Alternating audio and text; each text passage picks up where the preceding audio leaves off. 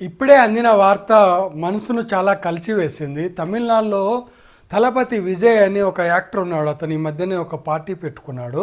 అతను ఒక కనూర్ అనే ఊరిలో ఒక బహిరంగ సభ జరుగుతుంది. అందులో తొక్కిసలాట జరిగి దాదాపుగా 10 మంది వరకు చనిపోయినట్లు వార్తలు అందుతున్నాయి. ఇంకా దాని సహాయక కార్యక్రమాలు నడుస్తున్నాయి. ఇంకా ఏమన్నా చిత్తగాతులు చాలామంది అయినట్టు కూడా వార్తలు వస్తున్నాయి.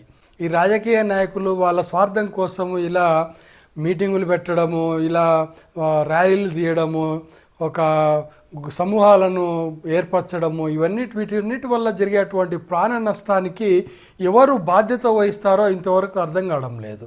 ఇది చాలా కష్టమైనటువంటి విషయం. దీన్ని విన్నప్పుడు వెళ్తే చాలా బాధ కలుగుతుంది మనకు. ఈ చనిపోయిన వాళ్ళ జీవితాలను తీసుకురావాలంటే మనం ఎంత ఖర్చు పెట్టినా తీసుకురాలేము కదా మనము. ఈ విషయం ఈ రాజకీయ నాయకులకు కానీ, ఈ ర్యాలీలు తీసే వాళ్ళకి కానీ, మధ్య మన రామంతాపూర్లో కూడా ఒక దేవుని ర్యాలీ తీస్తుంటే, కృష్ణుని ర్యాలీ తీస్తుంటే 5 చనిపోయారు. అలా కుటుంబాల పరిస్థితి ఏందో ఒక్కసారి అర్థం చేసుకోండి మీరు. ఇట్లా ప్రభుత్వాలకు ఏమాత్రం కూడా బాధ్యత వహించాల్సిన అవసరం లేదా అనేది నా ప్రశ్న. ఎందుకంటే ప్రపంచం అంతా ఎంతో అభివృద్ధి చెందుతుంది. రోజు రోజుకు ఎక్కడికో వెళ్తున్నాం. మనము చంద్రుని మీద మన స్థావరాలు ఏర్పరచుకునే స్థాయికి ఎదుగుతున్న ఈ కాలంలో ఇలాంటి మరణాలు అనేటివి చాలా ఘోరమైన పని. ఇది చాలా ఫెయిల్యూర్ ఆఫ్ గవర్నమెంట్స్.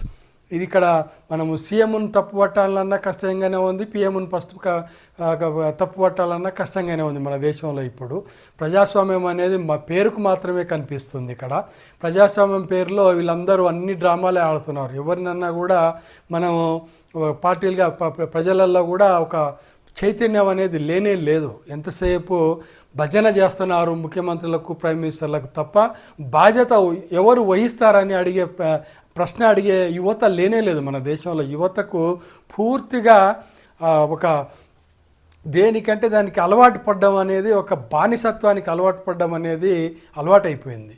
అసలు రాజకీయ ఇటువంటి సంఘటనలు జరిగినప్పుడు ప్రజానాయకులను, సీఎంలను, దానికి బాధ్యతలను కానీ కఠినంగా అడగాలనేటువంటి, ప్రశ్నించాలనేటువంటి ఆలోచన కూడా యువతలో లేకపోవడం అనేది చాలా దారుణమైన విషయంగా నేను భావిస్తున్నాను. దీనికి నా ఉద్దేశంలో ఎమ్మెల్యే కానించి, ఎంపీ కానించి, ముఖ్యమంత్రి కానించి, ప్రధానమంత్రి వరకు అందరూ బాధ్యులు అనేది నా అభిప్రాయం. నా వీడియోలు నచ్చితే సబ్స్క్రైబ్ చేయండి, షేర్ చేయండి, వేల మందికి ఈ విషయం తెలిసేలాగా ప్రచారం చేయాలనేది నా అభిప్రాయం.